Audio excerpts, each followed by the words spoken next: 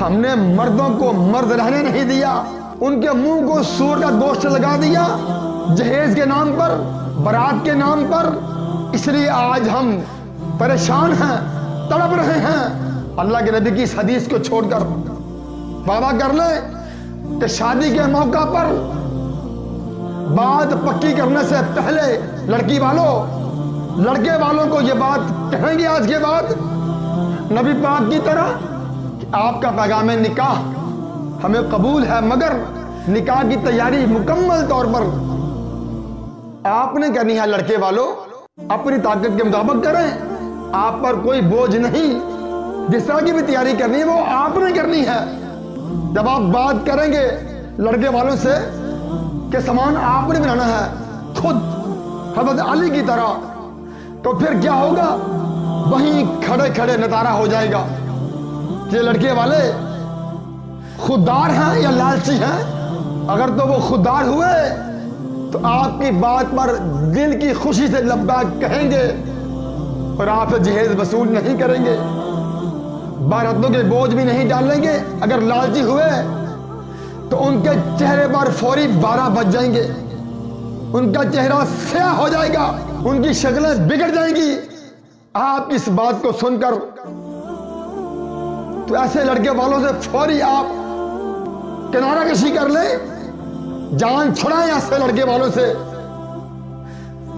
ورنہ اگر آپ یہ سمجھیں گے کہ اگر ہم نے انہیں کہا کہ جہیز خود بناؤ، رشتہ اچھا ہے، چھوڑ کے چلے جائیں گے ہمیں، اللہ کے بندو لاکھ بار چھوڑیں، کروڑ بار چھوڑیں اگر آپ کو ایسے لڑکے، تو خوشی منائیں کہ آپ کی لالچی لوگوں سے جان چھوٹ گئی۔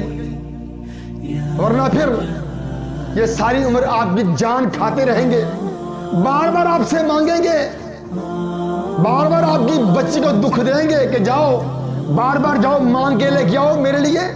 وقال النبی صلی اللہ علیہ وسلم انما الاعمال بالنیات وانما لکل امرئ ما نوى۔ وقال النبی صلی اللہ علیہ وسلم فی مقام الاخر من جد وجد۔ میرے معزز معاشرے والوں، انتہائی احترام کے لائق ذی وقار میرے نوجوان ساتھیوں، میرے بزرگوں، آج آپ کو ایک ایسا نسخہ بتاؤں گا اللہ کی رحمت سے بیٹی والوں کو کہ جس نسخے پر اگر وہ عمل کر لیں گے نا تو انشاءاللہ وہ مجبور بیٹی والے جہیز اور باراتوں کے لاکھوں روپے کے ناجائز بوجھ کے تلے دب کر نہیں مریں گے۔ پھر انشاءاللہ اس لاکھوں کے بوجھ سے وہ آزاد ہو جائیں گے اللہ کی رحمت سے۔ وہ نسخہ کیا ہے؟ بیٹی والو، اللہ کا واسطہ ہے اپنے اندر ایمان پیدا کر لے، بس اس بات پر عمل کے لیے جم جائیں، ڈٹ جائیں۔ کس بات پر؟ کہ جو بات نبی علیہ السلام نے اپنے ہونے والے داماد سیدنا علی رضی اللہ تعالی عنہ سے فرمائی تھی نا، وہ کیا بات تھی؟ اپنے کانوں کو کھول کر یہ میری بات سن لیں خدا را، اگر مشکلات سے بچنا چاہتے ہو، اگر جہیز اکٹھا کرنے کے لیے سود سے بچنا چاہتے ہو، اگر جہیز اکٹھا کرنے کے لیے ملاوٹ کرنے سے باز رہنا چاہتے ہو، اگر جہیز اکٹھا کرنے کے لیے رشوت لینے سے بچنا چاہتے ہو، اگر جہیز اکٹھا کرنے کے لیے اپنی بیٹیوں کو ملوں فیکٹریوں کے اندر غیر مردوں کے ساتھ مزدوریاں کروانے سے باز رہنا چاہتے ہو نا، تو پھر یہ میری باتیں غور سے سن لیں کہ نبی علیہ السلام نے اپنے داماد حضرت علی سے کیا فرمایا تھا کہ جب وہ آپ علیہ السلام کے پاس آپ کی بیٹی کا ہاتھ مانگنے کے لیے آئے تھے نا، آپ نے کیا فرمایا تھا؟ علی، آپ کا پیغام نکاح مجھے قبول ہے، میری بیٹی فاطمہ میرے لخت جگر کے لیے قبول ہے، کیونکہ آپ کا پیغام عرش بری پر میرے اللہ نے بھی قبول فرما لیا ہے۔ مگر ایک بات ہے، وہ بات کیا ہے کہ اپنے گھر کا ساز و سامان آپ نے خود تیار کرنا ہے، یہ اتنی سی بات. پھر سن لیں آپ نے حضرت علی سے کیا فرمایا تھا. خدارا اللہ کے واسطے وہ بات آپ بھی اپنے دامادوں سے کہنا شروع کر دیں. میں آپ کو پھر اللہ کا دیتا ہوں واسطہ. کیا بات؟ علی اپنے گھر کا سامان آپ نے خود تیار کرنا ہے. کیوں؟ کیونکہ اسلام کے اندر عورت کا نان نفقہ مرد کے ذمے ہے. جیسا کہ اللہ نے قرآن میں فرمایا سورہ نساء کی 34 نمبر آیت میں الرجال قوامون علی النساء. اے مردو ہم نے تمہیں ہی تمہاری بیویوں کا مالک بنایا ہے. بما فضل اللہ بعضهم علی بعض. ہم نے بعض کا بعض پر درجہ اونچا رکھا ہے نا. جس طرح ایسے ہی اے مردو تمہارا مرتبہ عورتوں پر 1 نمبر اونچا ہے. وہ ہے کس لیے؟ اللہ نے فرمایا کہ بما انفقوا من اموالہم. کیونکہ تم اپنا مال جو ان عورتوں پر خرچ کرتے ہو. اب آگے بات آپ کی سمجھ میں. سارے اللہ کو گواہ بنا کر یہ وعدہ کرتے ہیں کہ آج کے بعد اپنی بہنوں کی شادی جس مرد سے کرو گے, اپنی بیٹیوں کی شادی جس لڑکے سے کرو گے, تو بات پکی ہونے پر یہ بات ان سے کہا کرو گے نبی پاک کی طرح. مجھے بتائیں ذرا کہ نبی علیہ السلام کا حضرت علی سے رشتہ کیا تھا؟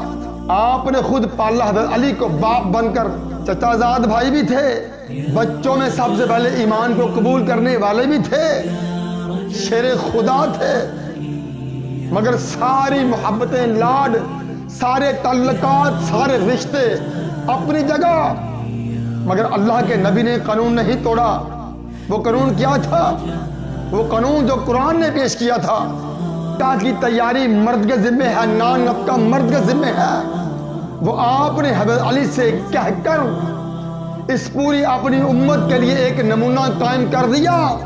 مگر ہم نے وہ بات کہنا چھوڑ دی, اس لیے آج ہم برباد ہو گئے. اس لیے ہم لڑکے والوں کی ڈیمانڈ کو پورا کرنے کے لیے ڈاکو چور بن گئے. اس لیے معاشرہ برباد ہو گیا. اس لیے معاشرہ زانی بن گیا. اس لیے لڑکیوں کے بھائی ڈاکو چور بن گئے. اس لیے اس معاشرے کے اندر زنا عام ہو گیا. کیوں؟ ہم نے مردوں کو مرد رہنے نہیں دیا. ان کے منہ کو سور کا گوشت لگا دیا جہیز کے نام پر, برات کے نام پر. اس لیے آج ہم پریشان ہیں, تڑپ رہے ہیں. اللہ کے نبی کی اس حدیث کو چھوڑ کر وعدہ کر لیں کہ شادی کے موقع پر بات پکی کرنے سے پہلے لڑکی لڑکے والوں کو یہ بات کہیں گے آج کے بعد نبی پاک کی طرح کہ آپ کا پیغام نکاح ہمیں قبول ہے, مگر نکاح کی تیاری مکمل طور پر آپ نے کرنی ہے. لڑکے والوں اپنی طاقت کے مطابق کریں. آپ پر کوئی بوجھ نہیں. جس طرح کی بھی تیاری کرنی ہے وہ آپ نے کرنی ہے. پھر آپ نے پڑھا کتابوں کے اندر کہ حضرت علی نے پھر تیاری کر کے دکھائی.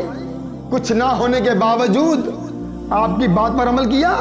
کوئی مائنڈ تو نہیں کیا حضرت علی نے, کوئی برا نہیں منایا آپ علیہ السلام کی بات پر. حضرت علی نے خودداری دکھاتے ہوئے اپنی پرانی زرہ لے گئے بازار کے اندر اس کو بیچنے کے لیے.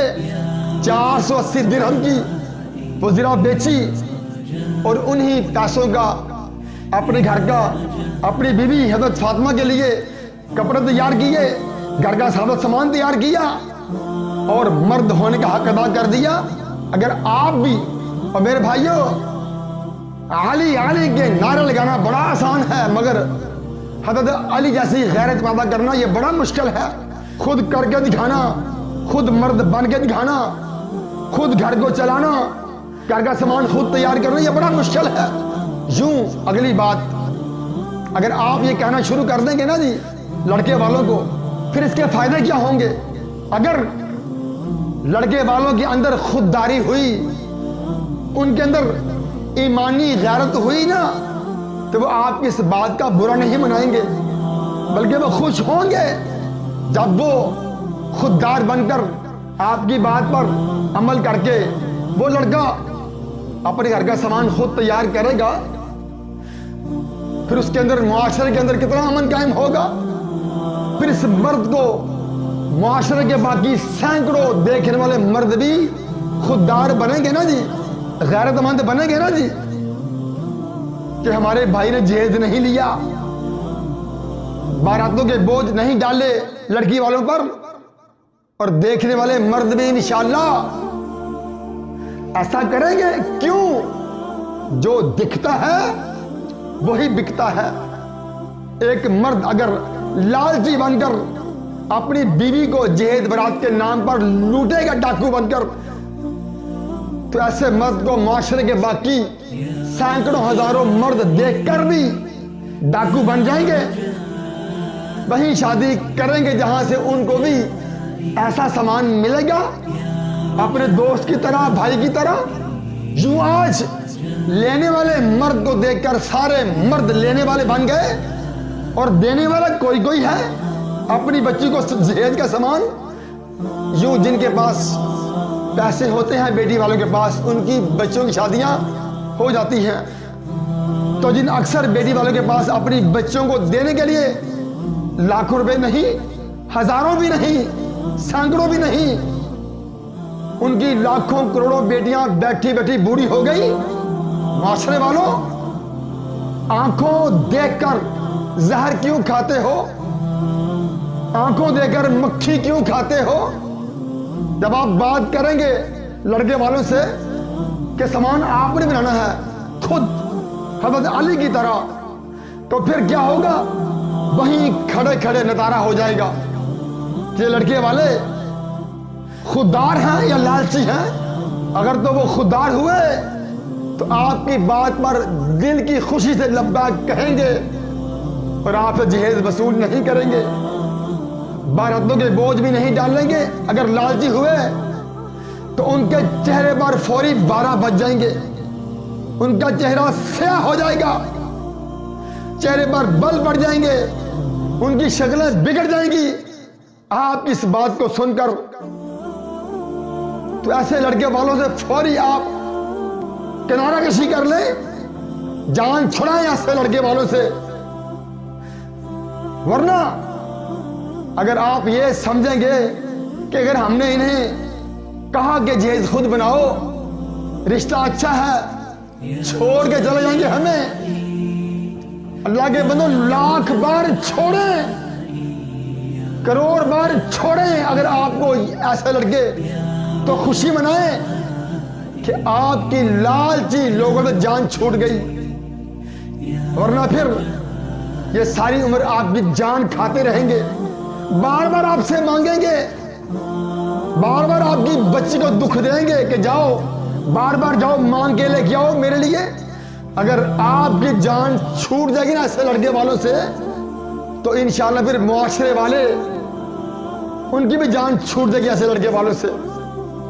ہمت کریں، مت دیں جہیز لڑکے والوں کو، بلکہ اپنی بیٹی کو اس کی جائیداد میں پورا پورا حصہ دیں، اور اس کے علاوہ خوددار لڑکوں سے شادی کر کے اپنی بیٹی کی، تو قیامت تک ان کے ساتھ دکھ سکھ میں جتنا مرضی کام آئے، بوقت ضرورت خدارا نکاح کے موقع پر لالچی لوگوں کو اپنا کر ان کو جہیز دے کر دیکھنے والی باقی سینکڑوں ہزاروں کروڑوں بچوں کے جذبات کو مجروح نہ کریں، ان کو بھی جہیز اکٹھا کرنے کے لیے مجبور نہ کریں۔ بیٹی والوں، آپ اگر ڈٹ جائیں گے نا جی، جہیز نہیں دیں گے، پھر آپ کو دیکھ کر انشاءاللہ معاشرے کے باقی لوگ بیٹی والے انشاءاللہ وہ بھی ہمت پکڑیں گے، آپ کو دیکھ کر وہ بھی لڑکے والوں کو یہ بات کہنا شروع کریں گے انشاءاللہ۔ نکاح کے موقع پر بات پکی کرنے سے پہلے وہ بھی کہا کریں گے کہ ہمیں آپ کا رشتہ قبول ہے، لڑکا با اخلاق ہے، نمازی ہے، مگر ہم نے جہیز نہیں دینا، ڈٹ جائیں گے انشاءاللہ وہ بھی آپ کو دیکھ کر۔ یوں جب انشاءاللہ بیٹی والے ڈٹ جائیں گے نا جی، پھر لڑکے والے خود ہی شرم کھا کر، اگر ان میں شرم ہوئی تو پھر وہ جہیز مانگنا چھوڑ دیں گے۔ یوں جب معاشرے سے لاکھوں روپے کی جہیز کی لعنت اور برات کے کھانوں کا خاتمہ ہو جائے گا، پھر انشاءاللہ اس معاشرے میں نکاح آسان ہوگا، بیٹی پیدا ہونے پر پھر لوگ ماتم نہیں کیا کریں گے. بیٹی پیدا ہونے پر پھر ماں باپ کے منہ گرد آلود نہیں ہوا کریں گے, وہ رویا نہیں کریں گے, بلکہ خوشی منایا کریں گے کہ ہمارے گھر میں رحمت آئی ہے. جیسا کہ میں نے آپ کے سامنے بخاری شریف کی پہلی حدیث میں نے پیش کی آپ کے سامنے, انما الاعمال بالنیات وانما لکل امرئ ما نوى. ترجمہ کیا ہے؟ اعمال کا دار و مدار نیتوں پر ہوتا ہے. اور آگے کا فرمایا آپ علیہ السلام نے کہ انسان کو وہی ملے گا جس کی وہ نیت کرے گا. کیا مطلب؟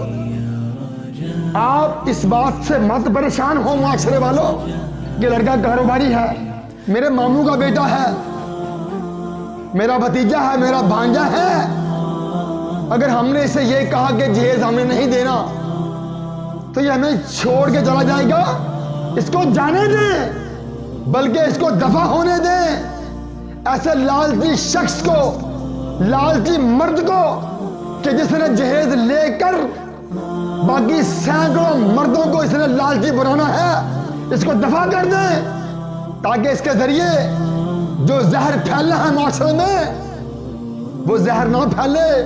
اس کو دیکھ کر باقی لڑکے لالچی نہ بنے.